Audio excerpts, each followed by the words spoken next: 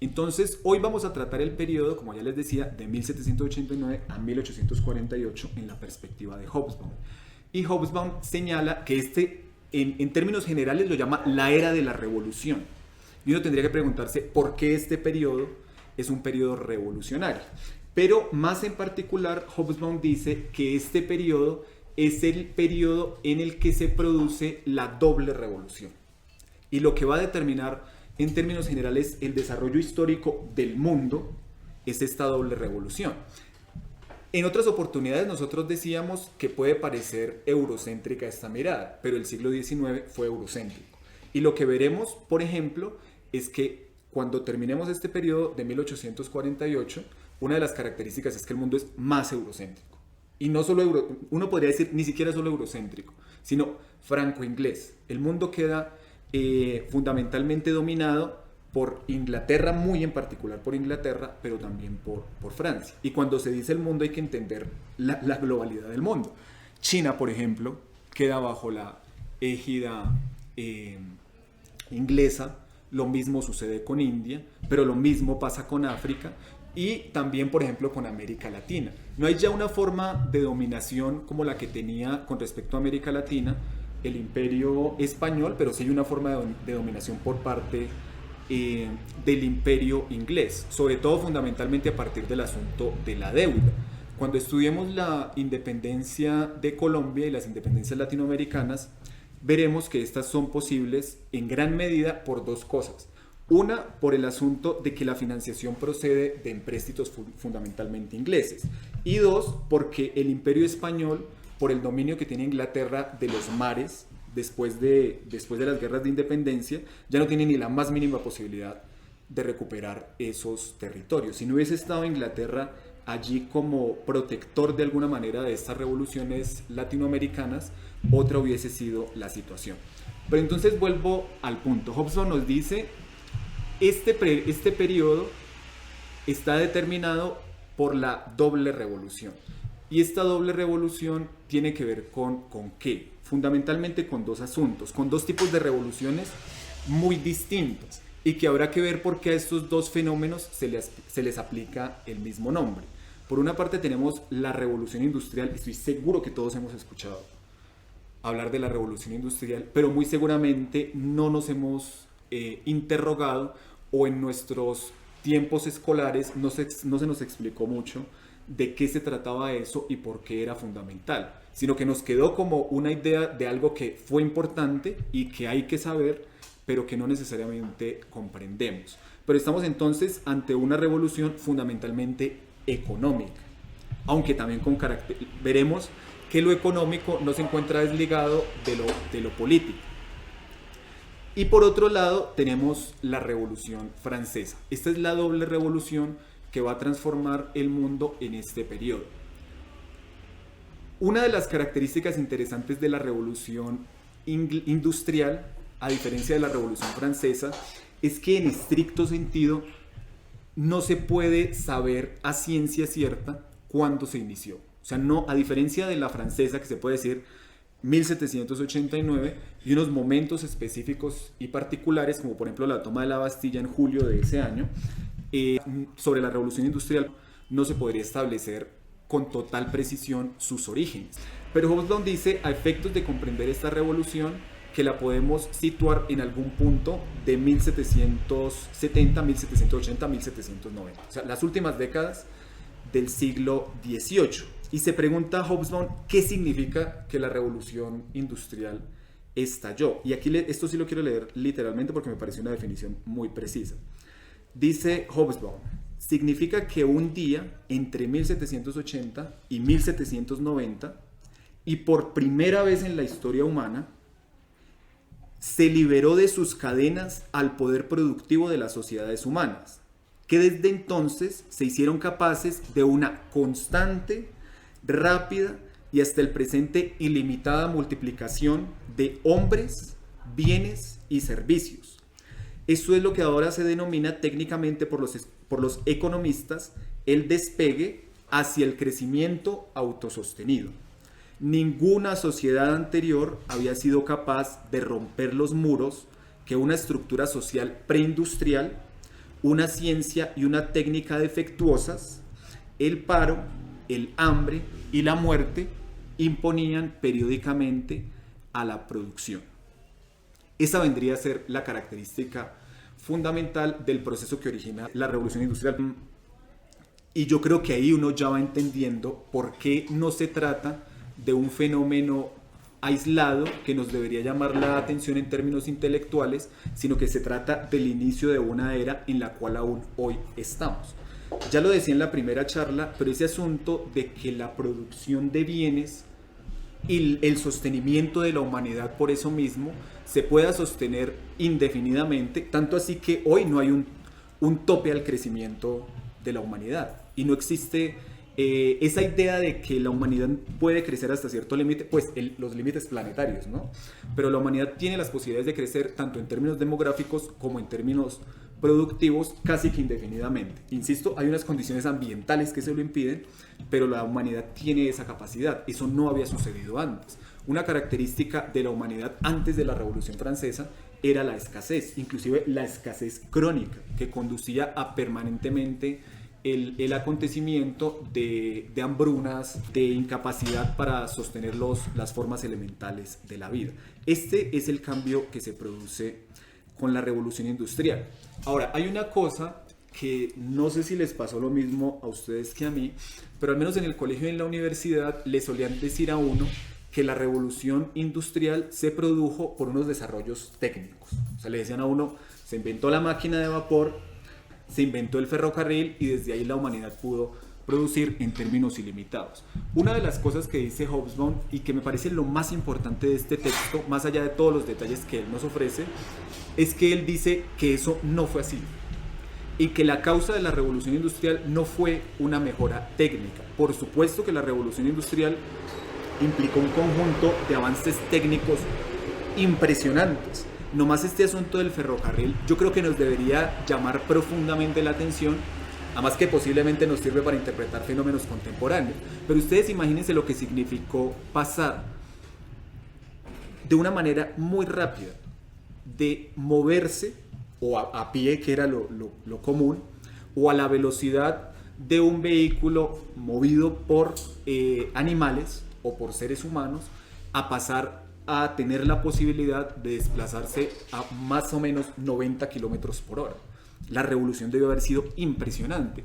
Y no solo a desplazarse a esa velocidad, sino a poder ir con facilidad a sitios que antes parecían absolutamente inaccesibles, que ni siquiera se contemplaban como una posibilidad de un sitio al que se quisiera o se pudiera ir. Ese asunto contemporáneo nuestro de decir, venga, quiero viajar y quiero ir a Asia o quiero ir a África o quiero ir a Estados Unidos o a donde sea, proviene de ese tiempo. No era algo que estuviese en la mentalidad de un ser humano antes de ese tiempo. Pero insisto en ello, pese a que por supuesto la revolución industrial tiene que ver con un conjunto de mejoras técnicas impresionantes, uno no podría decir en términos de causalidad que la inauguró o que lo que la causó fue eso. Estas más bien serían consecuencias. Y Hobsbawm nos da dos ideas que nos dan a entender por qué la revolución industrial aconteció específicamente en Inglaterra y no son de orden necesariamente técnico.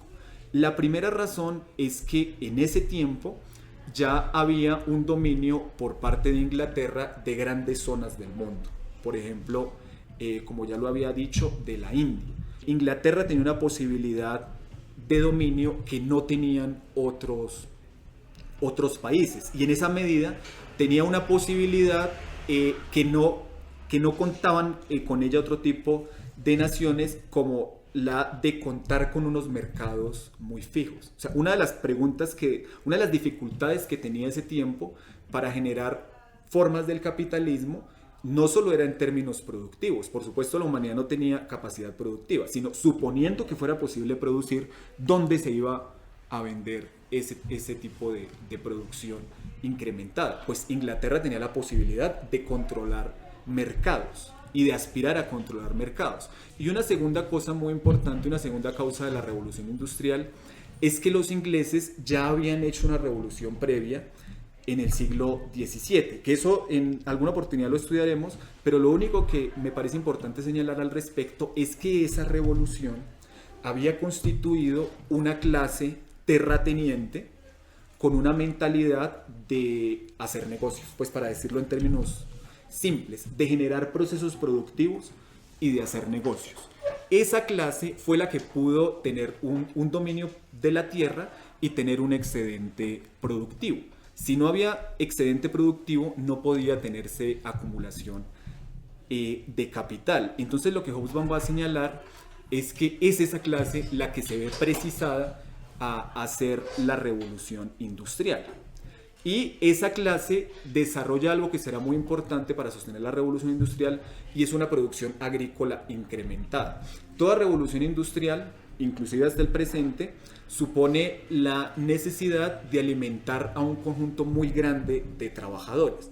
Para que eso sea posible hay que tener una agricultura que pueda mantenerlos. En Inglaterra, a finales del siglo XVIII, ya existía esa posibilidad de mantener a un gran sector de la población. Esta característica que les estoy mencionando de la revolución industrial se puede percibir en cuál fue la industria que desató la revolución industrial. El ferrocarril, como lo acabo de mencionar, no es de los inicios de la revolución industrial. El ferrocarril es de un periodo muy posterior. Lo mismo la utilización de la máquina de vapor. La revolución industrial se inicia con algo que pareciera modesto: la producción de algodón. Esa es la primera industria revolucionada y es la que generará una cosa que podríamos llamar, usando el término de Marx, la acumulación inicial, no digamos originaria, la acumulación de capitales inicial, más o menos al modo de Colombia, en la cual en la historia de la cual encontramos que lo que permitió la constitución de capitales iniciales fue el cultivo del café, un cultivo agrícola no necesariamente revolucionado en términos técnicos. Es entonces este cultivo con el que arranca la revolución industrial. Y aquí percibimos que, por supuesto, tenía mucho que ver las determinaciones políticas con la posibilidad de tener una gran industria del algodón. Por un lado, Inglaterra tenía el suministro de algodón por parte del sur de los Estados Unidos, de las plantaciones esclavistas, y por otro lado Inglaterra va a constituir un gran mercado que es el de la India. Ya lo decía yo en la primera sesión. Uno tendría que pensar por qué la India tendría que importar productos de algodón ingleses cuando una de las características de la India era producir desde hacía mucho tiempo textiles. Si no hubiese sido por el dominio político sobre la India, si no hubiese sido por el desmonte de la producción textil propia de la India, Inglaterra no le hubiera podido dar curso a su propia producción algodonera. Y de allí lo que vamos viendo es una permanente revolución en distintos ámbitos de la producción. Se va produciendo una transformación a medida que se va incrementando el poder de los capitalistas de hacer inversiones. Es entonces una dinámica política y social la que empuja la dinámica técnica y no al revés. No es que una gente en un determinado momento se le ocurrió la máquina de vapor, sino que la máquina de vapor fue necesaria.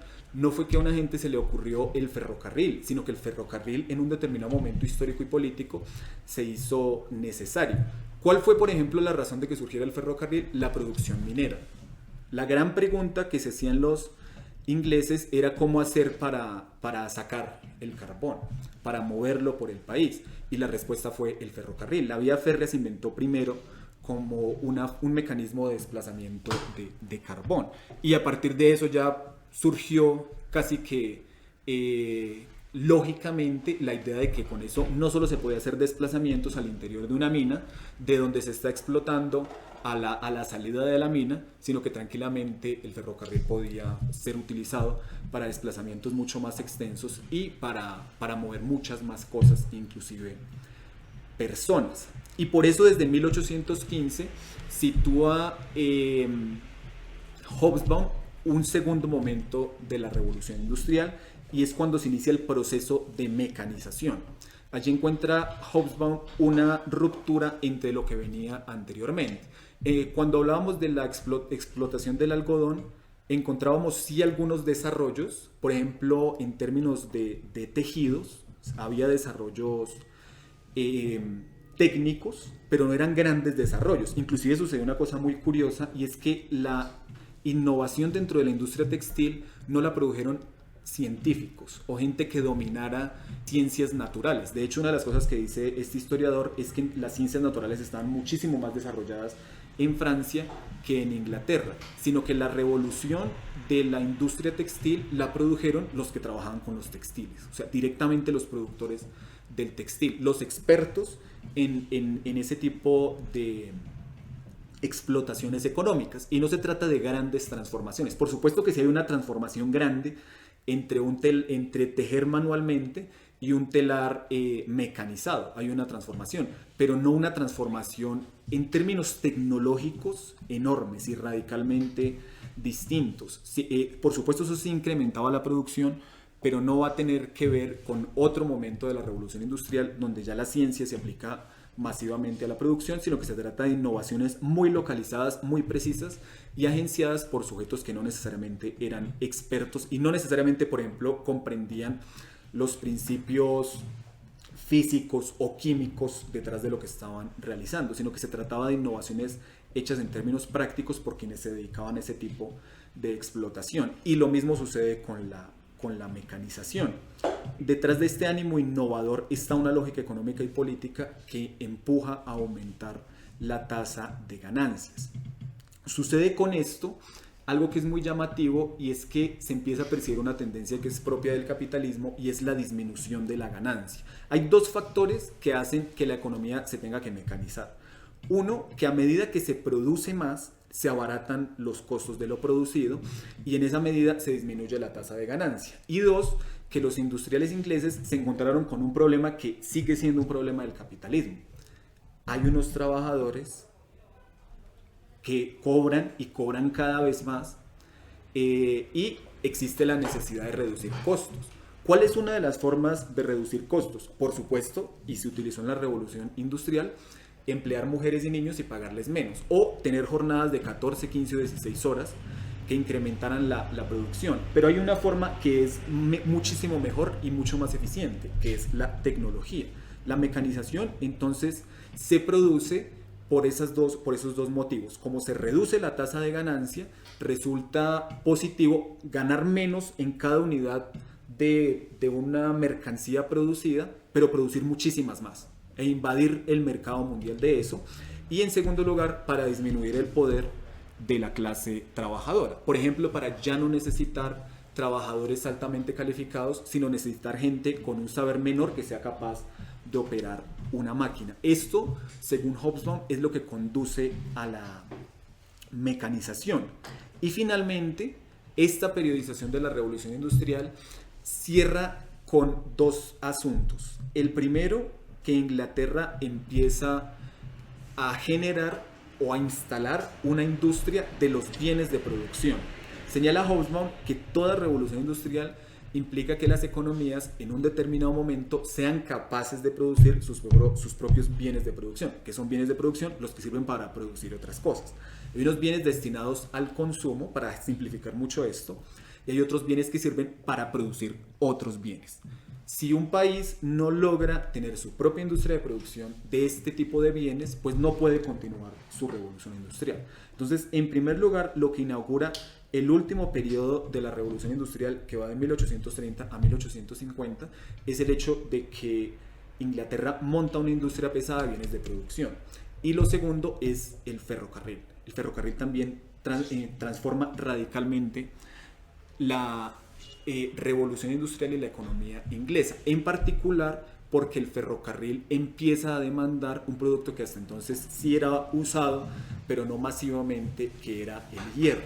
El ferrocarril moviliza toda la economía y empieza a suceder que el ferrocarril se extiende por toda Europa y por muchos otros lugares del mundo, por ejemplo Estados Unidos, pero también América Latina, donde Colombia es una excepción muy notable. Es muy llamativo que hoy a nosotros nos parezca una promesa de desarrollo muy audaz que nos digan que van a construir un tren, cuando eso realmente, insisto, sería audaz o sería disruptivo en los inicios del siglo XIX. Ahora es una cosa que sería apenas básica para la competitividad de este país y posiblemente cambiaría muchas cosas y posiblemente tampoco se puede hacer porque hay grandes intereses en que ese tipo de transporte no tenga lugar en el país, pero es algo que tiene orígenes en estos tiempos más remotos. Hay un último asunto que a mí me parece importantísimo para entender los cambios que trae la revolución industrial. Sucedía en ese tiempo que la gente no tenía los ritmos de trabajo implicados en este tipo de formas de producción masivas e hipereficientes. Y hay un caso que trae Hobsbawm que es muy interesante, y es que la gente había calculado su gasto vital en un determinado monto. Y la gente lo que hacía era trabajar el tiempo, digamos 1 o 2 días, para reunir lo que tenía, lo que necesitaba para vivir, y decían, pero ¿para qué trabajo más? O sea, no había ninguna razón para seguir trabajando. Entonces, la revolución industrial demandó la constitución de una disciplina laboral que hasta entonces no existía. Los seres humanos no habían tenido esa lógica de trabajar, por ejemplo, en lugares cerrados de manera masiva o en trabajar todos los días de la semana y descansar uno solo. Inclusive hay algo que valdría mucho la pena estudiar, pero dice Hobsbawm que había un conjunto considerable de la población, por supuesto no podría ser todo el mundo, que lo que se dedicaba era literalmente a vagar. Y había vagabundos como los que uno conoce hoy, también había gente de órdenes religiosas cuya manera de subsistir y de adelantar sus actividades consistía en movilizarse, y en fin, otro conjunto de población que era móvil y que no se preocupaba por trabajar, sino que recibía de la generosidad de las otras personas. Ese tipo de lógica de no estar disciplinado para el trabajo la tuvo que afrontar la revolución industrial. Y una de las cosas que hicieron, por ejemplo, fue disminuir los salarios de tal manera que la gente se viera precisada a trabajar, porque la única manera que encontraban para disciplinar esa población era que dependieran absolutamente del salario que se ganaba. Y yo insisto que esto nos tiene que llamar mucho la atención, porque nosotros dócilmente nos entregamos a jornadas de 8 horas y de 6 o 7 días a la semana. Y eso no quiero decir, bueno, no quiero valorarlo, pero eso no es una cosa naturalmente humana que no podría ser de otra manera, sino que es producto de un desarrollo y un proceso histórico y social que bien podría ser distinto. Inclusive se da una paradoja muy curiosa y que nos debería llamar la atención. ¿Por qué la gente trabajaba menos cuando su capacidad productiva era menor? O sea, no se supondría que si tenemos mayor capacidad productiva deberíamos trabajar menos porque nos es más fácil satisfacer nuestras necesidades. O sea, porque esos incrementos brutales de la producción lo que conducen es a que los seres humanos trabajen más. O otro fenómeno que empieza a producirse también, y es el del desempleo. Se empiezan a dar crisis porque hay momentos donde la industria no es capaz de absorber la masa de trabajadores y ya se empiezan a dar también grandes migraciones. En fin, todos estos fenómenos que surgen en este periodo y que son constitutivos del mundo contemporáneo. Esa es la revolución industrial.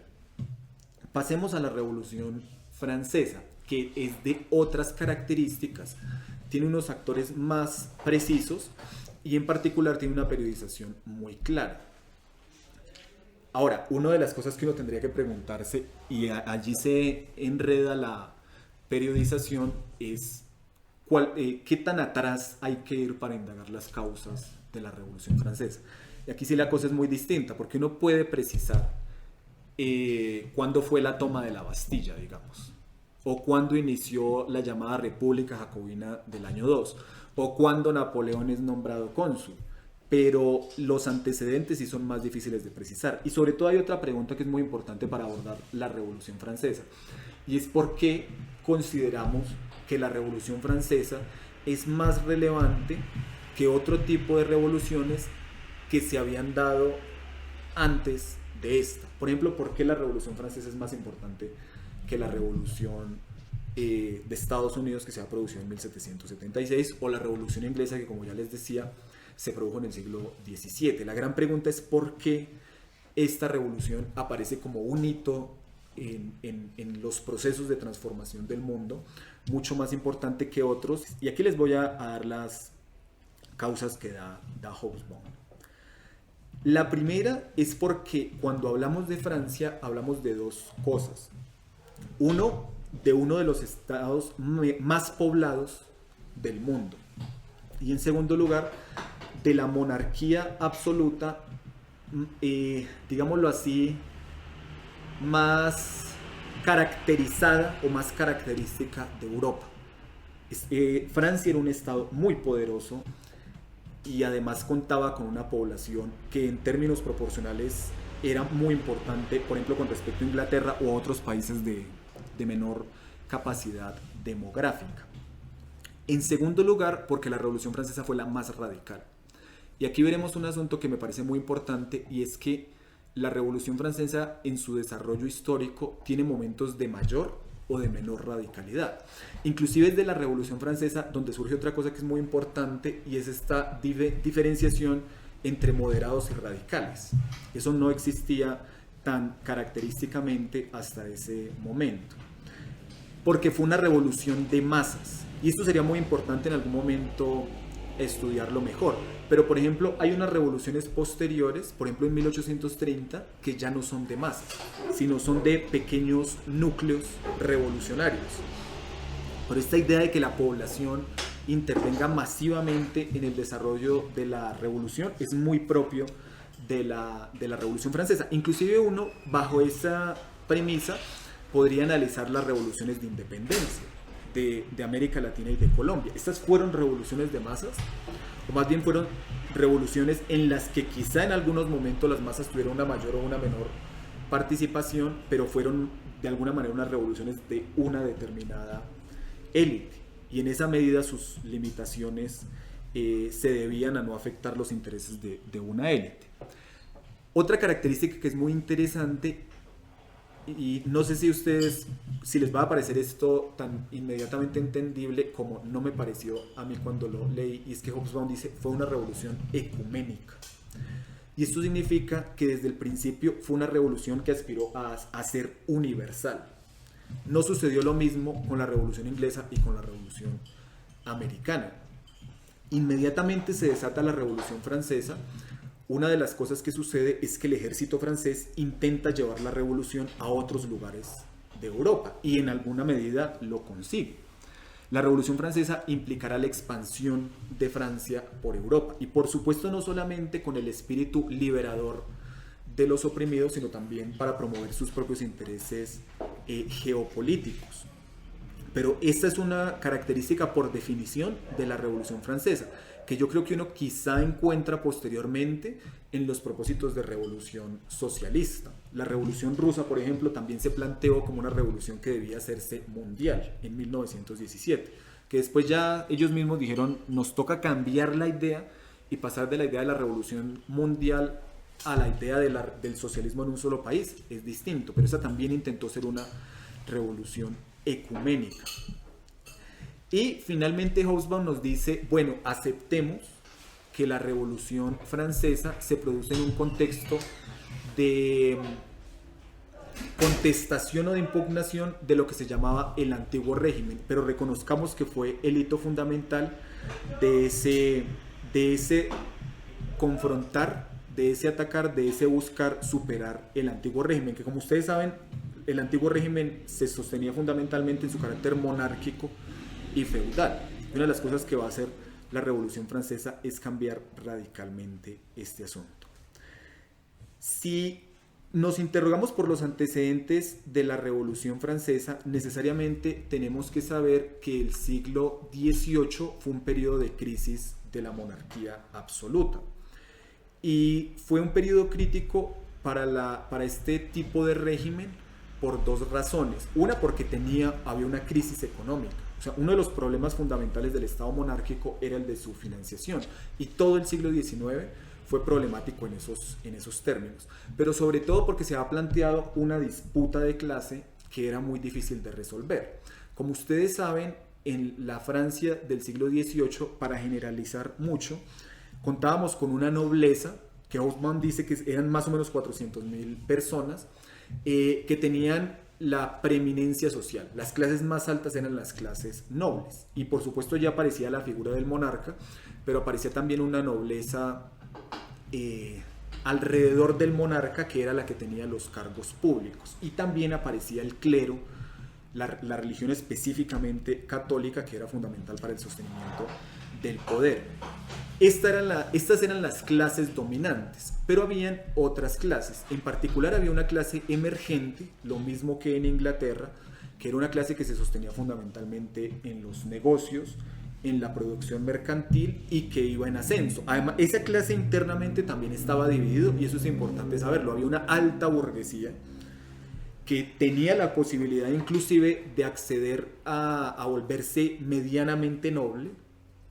Tenía tanto poder que podía ser considerada siempre con distancia, pero con una preeminencia que no tenían otro tipo de personas que no pertenecieran a la clase nobiliaria.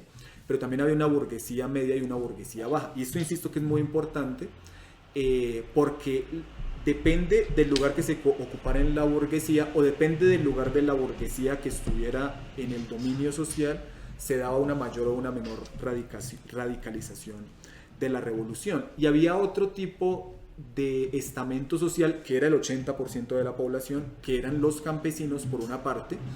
Campesinos que ya no estaban bajo relaciones de dominación tan cerradas, pero que vivían en situaciones de pobreza, de miseria y de ningún tipo de importancia política. Y también había otro sector de la población popular, que eran los trabajadores urbanos, donde se da un movimiento que a mí personalmente me parece muy interesante, que se llama el de los sans-culottes. Y es un movimiento propiamente urbano que va a ser también fundamental en la radicalización de la Revolución Francesa. Entonces sucedía algo, y es que la monarquía francesa, junto con las demás monarquías de Europa, sabían que debían transformarse, en particular viendo lo que estaba pasando en Inglaterra.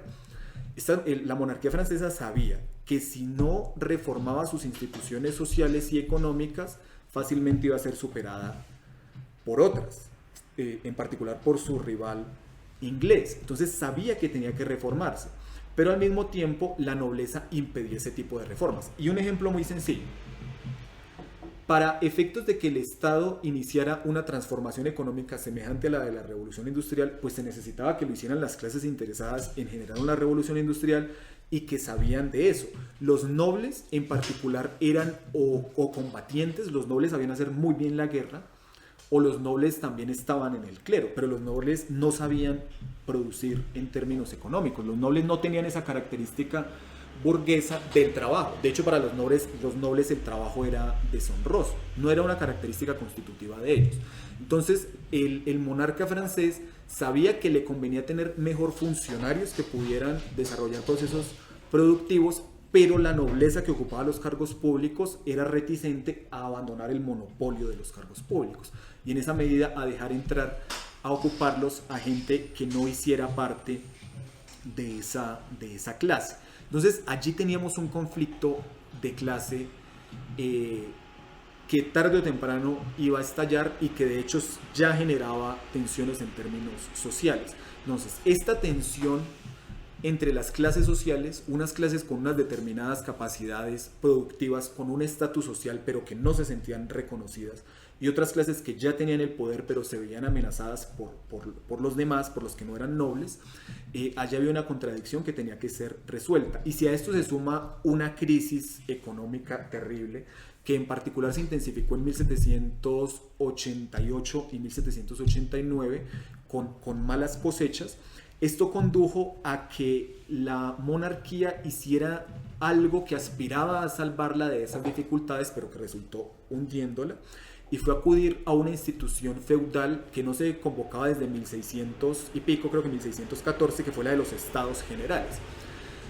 La monarquía quería, al convocar esta asamblea que estaba constituida por la nobleza, por el clero y por el tercer estado, donde estaban todos estos que les digo, desde los altos burgueses hasta los campesinos y hasta los pobres, aspiraba a que de esta manera encontrara soluciones para resolver sus problemas y de alguna manera se relegitimara.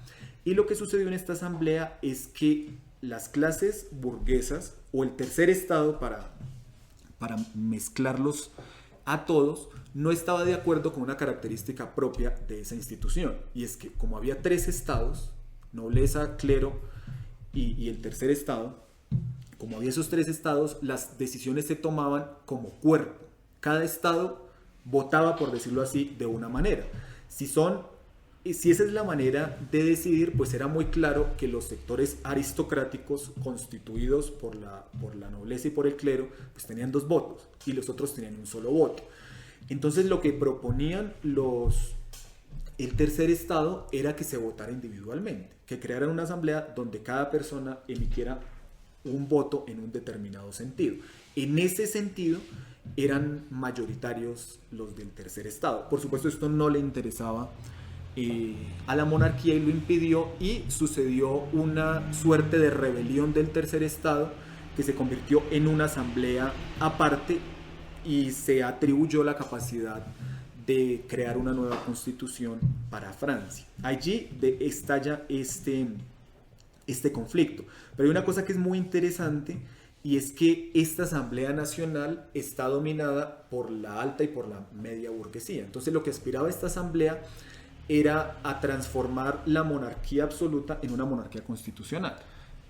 Esto era un cambio enorme ya, porque implicaba que el rey no lo era por derecho divino, sino que lo era porque su propio pueblo le entregaba la potestad de ser rey, y en esa medida iba a ser un rey regulado.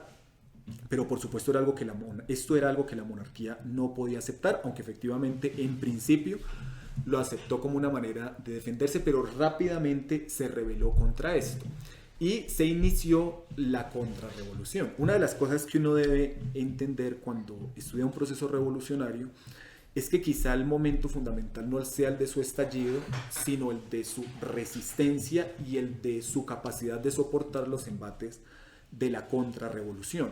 Entonces, en este momento se inicia una alianza muy obvia por demás entre la monarquía y los sectores de la nobleza que habían salido de Francia. O sea, cuando se produce este asunto de la Asamblea Nacional, que era independiente, se da un proceso de emigración permanente de las clases nobles. Esta va a ser una constante en la revolución, y quizás sea una constante en toda revolución, ¿no? Que los que no están dentro de esa revolución, contra los que se desata la revolución, se van de ese determinado país y después constituyen las fuerzas contrarias a esta revolución. Tenemos entonces esta alianza, pero tenemos otro asunto que es muy importante. Para las otras monarquías europeas era importante sofocar la Revolución Francesa, porque podía cundir el ejemplo y se podía esparcir la revolución. Entonces aquí se produce una guerra que la van a ganar los revolucionarios. Eso se produce entre 1972 y 1794. 1792 y 1794. Esta guerra va a tener un efecto, y es que si la monarquía constitucional no es aceptada por el propio monarca, pues se tiene que buscar sostener la revolución de otra manera. Y sucede que la revolución se radicaliza y desmonta la monarquía y se convierte en república. Aquí quiero resumir, pero una de las cosas que vamos a encontrar a partir de este momento es un periodo de profunda radicalización de la revolución y otro proceso de reacción. Tenemos el momento culminante cuando están en particular en el gobierno los jacobinos. Esto también lo habremos escuchado alguna vez en las clases de historia, y es que en términos de sectores revolucionarios en estas asambleas legislativas o constitucionales encontrábamos 2 sectores, unos moderados porque eran miembros de la alta burguesía, que se llaman los girondinos, adquieren ese nombre por el lugar de origen de sus máximos representantes, y otros eran los jacobinos. Y de ahí en adelante quedó una denominación, y es que cuando alguien se califica de jacobino o un movimiento se califica de jacobino, se está hablando de su radicalidad. Ser jacobino es ser radical y ser girondino es ser moderado. Y hay un punto en 1793 en que las reformas propuestas por los girondinos no son aceptadas por el resto de los sectores revolucionarios, en particular por, como ya se los decía, los jacobinos, dentro de los cuales estaban los llamados sans-culottes, que son los trabajadores urbanos. Y se produce un desborde, una revuelta que desborda la capacidad de los girondinos de sostener la revolución, y la revolución se radicaliza aún más.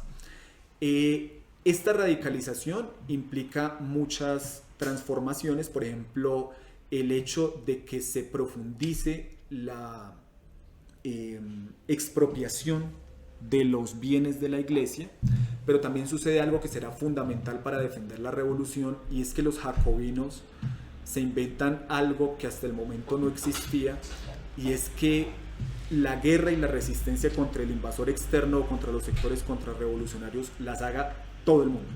O sea, básicamente la distinción entre civiles y combatientes se pierde y se origina algo que los historiadores han llamado la guerra total.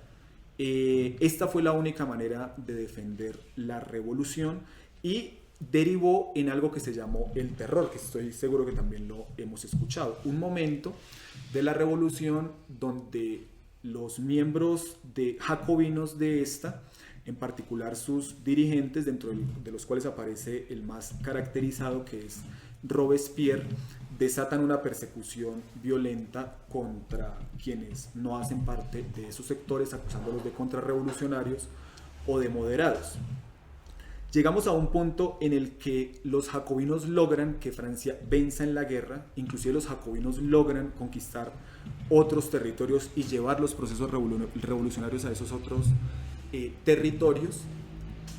Los jacobinos logran estabilizar la economía, también logran recuperar la economía francesa, pero los jacobinos no resisten en términos de continuar su liderazgo de la revolución y son depuestos. Robespierre y compañía, incluido Saint-Just, son depuestos, son además condenados a muerte, y nuevamente ahí termina lo que se conoce como República Jacobina e inicia otro periodo de la revolución donde se busca nuevamente que la revolución sea menos radical, particularmente dominado por los girondinos. Los cambios que se han hecho hasta el momento son preservados, pero se busca una suerte de régimen representativo en el que sea posible hacer negocios, en el que la élite burguesa tenga la posibilidad de desarrollar su actividad y en el que se busca que no haya desbordes democráticos como los que proponían los sans-culottes.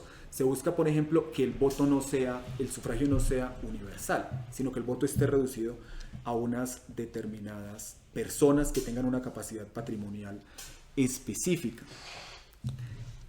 Este régimen no tiene una gran capacidad de acción.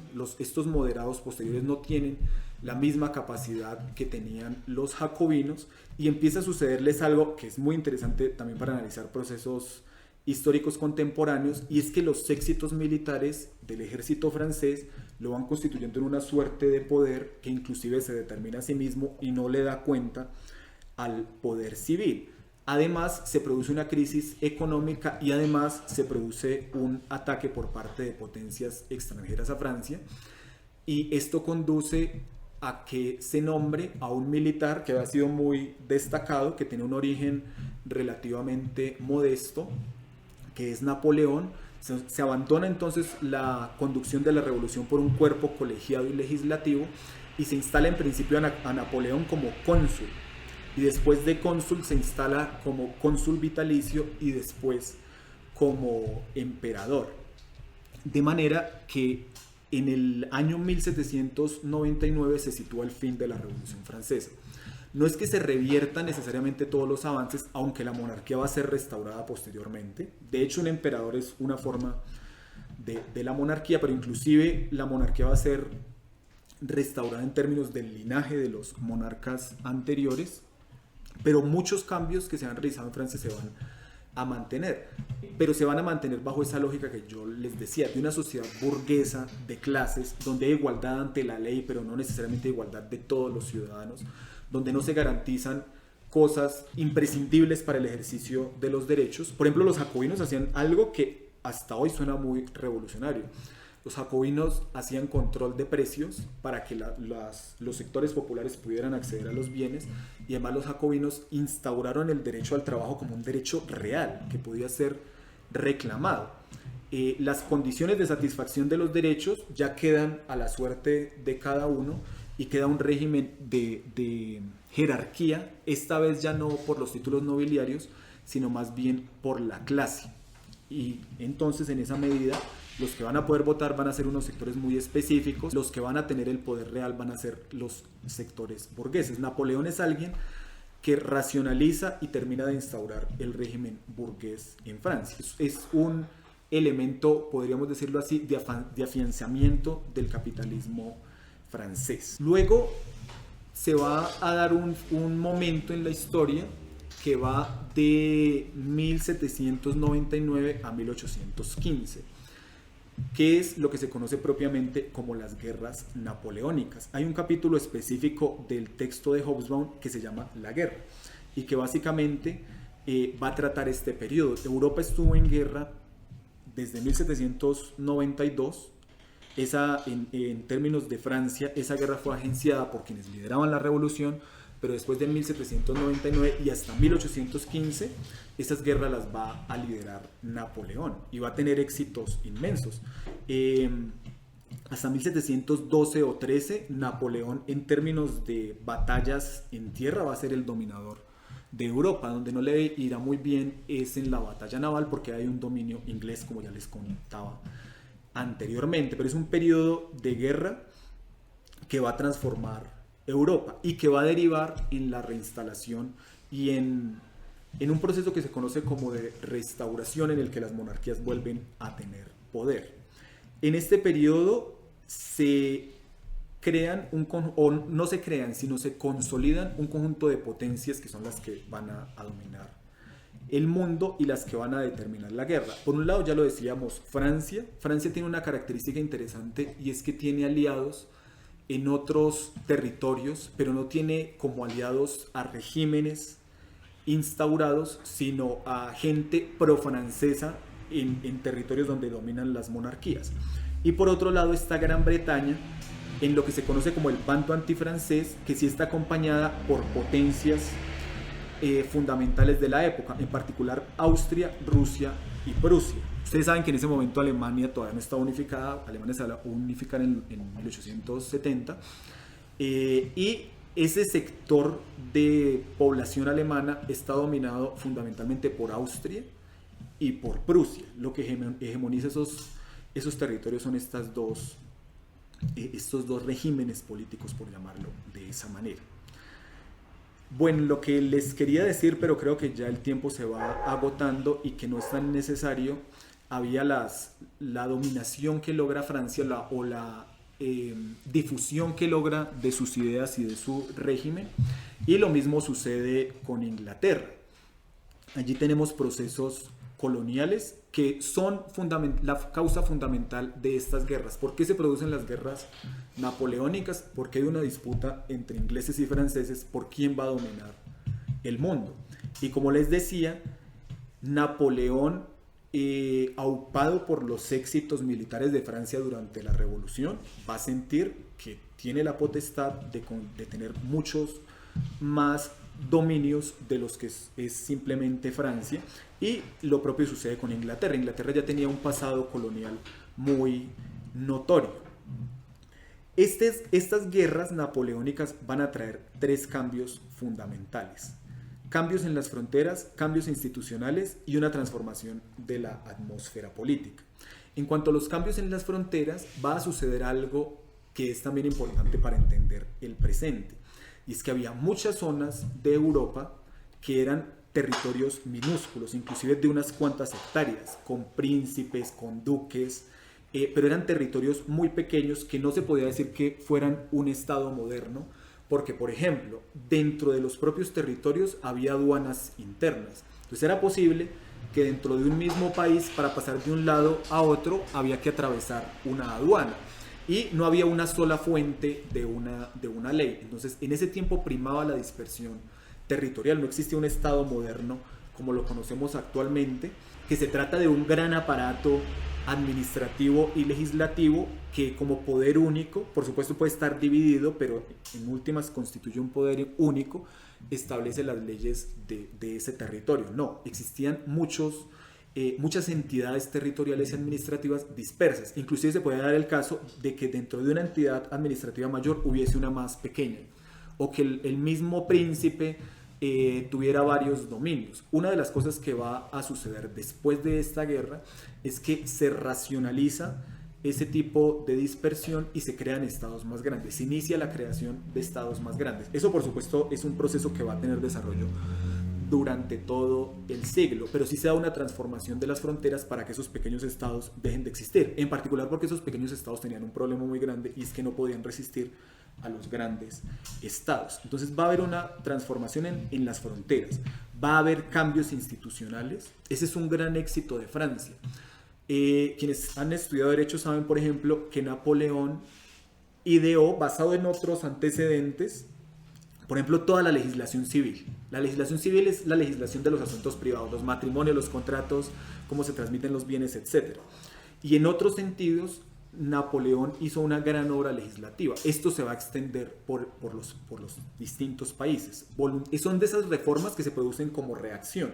No necesariamente era lo que querían las monarquías absolutas, pero se dan cuenta que tiene efectos para potenciarlos como instancias o poderes de dominación. Entonces, estos cambios institucionales se extienden por toda Europa, inclusive por el mundo. Por ejemplo, América Latina adopta fundamentalmente la legislación napoleónica en términos civiles y en términos administrativos, por ejemplo, también en términos de organización del Estado. Nosotros, por ejemplo, escuchamos que en Colombia hay una cosa que se llama Consejo de Estado. Eso no se lo inventaron los colombianos, eso se inventó en Europa, en particular en Francia, bajo la dominación napoleónica. Y una segunda cosa que será muy importante y nos explica el siguiente y último periodo: producto de las guerras va a haber lo que Hobsbawm llama una transformación de la atmósfera política. Y es que después de más o menos 20 años de guerra y de disputar contra la Revolución Francesa, las monarquías se dan cuenta que las revueltas que las confrontan pueden eventualmente eliminarlas del todo. Las clases nobles y los reyes se dan cuenta que su estatus de dominación no es tan pétreo y no es tan indefinido y eterno como en un determinado momento, sino que la población efectivamente está en alguna medida en contra de esto y que eventualmente una revolución puede barrer estos regímenes. Para decirlo en términos muy sencillos, quienes siguen sosteniéndose en el poder y manteniendo lo que se conocía como antiguo régimen se da cuenta que perfectamente pueden dejar de existir. Y en esa medida se comprometen recíprocamente a ayudarse a sofocar las revoluciones que se den en cada país. Ahí se da lo que se llamó la Santa Alianza entre Prusia, Rusia y Austria, que consistía básicamente en que si alguno de estas monarquías se les presentaba un levantamiento revolucionario, las demás las iban a respaldar. Y en segundo lugar, estas monarquías se dan cuenta de que una de las vías para que se produzca la revolución es la guerra. Si se presenta una guerra, muy seguramente las clases dominantes van a perder poder y van a ser reemplazadas por otras clases. Entonces aquí se da algo que va casi que hasta 1914, pero solo es interrumpido por la guerra de Crimea, un periodo de paz muy extenso en el que obviamente hay revueltas, obviamente hay tensiones entre las distintas potencias, pero la paz se convierte en un bien muy preciado para el sostenimiento de las monarquías. Y en todo este periodo, insisto, salvo la guerra de Crimea, que no va a haber una guerra que involucre a las potencias europeas hasta 1914, hasta la Primera Guerra Mundial. Es un periodo de paz enorme, que yo creo que inclusive habría que compararlo con el presente, y creo que no se encuentra un periodo de paz semejante. Claro que hubo conflictos, pero insisto, conflictos que no vincularon a todas las potencias y que no implicaron una guerra general. Pero en medio de este tiempo se produce, y ya con esto termino, un conjunto de procesos revolucionarios que van a golpear radicalmente al antiguo régimen. Estas monarquías, pese a que logran afirmarse a partir de 1815 podría decirse es el triunfo del antiguo régimen, la restauración, pese a eso van a seguir siendo radicalmente cuestionadas. Y Hobsbawm encuentra 3 olas revolucionarias que es bueno identificar y que tienen que ver en alguna medida con nosotros. Una primera ola, dice Hobsbawm, que está alrededor de los años 20 del siglo XIX y va hasta 1824.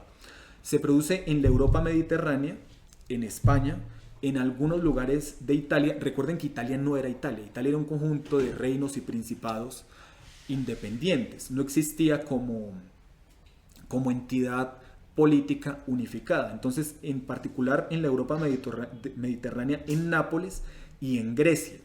Estas revoluciones son sofocadas. Y aquí también sitúa Hobsbawm el proceso de las independencias latinoamericanas. Él habla de la Gran Colombia, de Argentina, de Chile, de Uruguay, de Brasil, etc. Toda la América que había sido colonia portuguesa y que había sido colonia española se logra independizar con el apoyo de Estados Unidos e Inglaterra, con el reconocimiento de estos países, reconocimiento inmediato, y con el reconocimiento de Francia. Es interesante porque aquí nos empieza a suceder algo que normalmente no acontece, y es que no nos damos cuenta que los procesos de nuestros países no son aislados, sino que están estrictamente conectados. La independencia colombiana fue posible primero por la invasión francesa en 1808 de la península ibérica en general, y después por los procesos revolucionarios que también se dieron en España. De otro modo esto no hubiera sido posible, e insisto, por el reconocimiento y el respaldo de potencias como los Estados Unidos y como Inglaterra. La segunda ola revolucionaria se da de 1829 a 1834. Y aquí sucede algo porque se da un proceso que no es en estricto sentido revolucionario, pero que sí va a implicar reformas profundas, y es lo que se conoce como la democracia jacksoniana en los Estados Unidos. Esta consiste en el conjunto de reformas del presidente Andrew Jackson, por eso se llama de esa manera, a partir de la cual se da un fenómeno bastante sui generis, y es que los grandes burgueses son derrotados, y es un momento en el que Estados Unidos se convierte en un régimen de pequeños y medianos empresarios, granjeros, trabajadores, etc. Por eso Hobsbawm lo cuenta como un proceso revolucionario, pese a que les insisto que se trata de un proceso democrático, donde no estalló el régimen político, sino que dentro del mismo régimen político se dieron reformas muy profundas. En Francia caen los Borbones en julio de 1830, la monarquía nuevamente vuelve a caer, y también se da revoluciones en Polonia, en Italia, Alemania, Suiza. En España y Portugal se abrió un periodo de guerras civiles que va a implicar un dominio, digámoslo así, en el que se turnaba el dominio conservador y republicano. Eso va a determinar a España en particular hasta bien entrado el siglo XX. Y sucede algo que es muy curioso en el siglo XIX y que no va a volver a pasar, y es que inclusive en Inglaterra hay procesos revolucionarios, en particular en Irlanda. Ustedes saben que hay una tensión entre Irlanda e Inglaterra. Los irlandeses son católicos, los ingleses son protestantes, y además empiezan a dar los movimientos de los que ya habíamos hablado en otra oportunidad, como el movimiento cartista y otro tipo de revoluciones en las cuales la clase obrera aparece como un actor fundamental. Estas revueltas en Inglaterra se resuelven con el Acta de Reforma de 1832.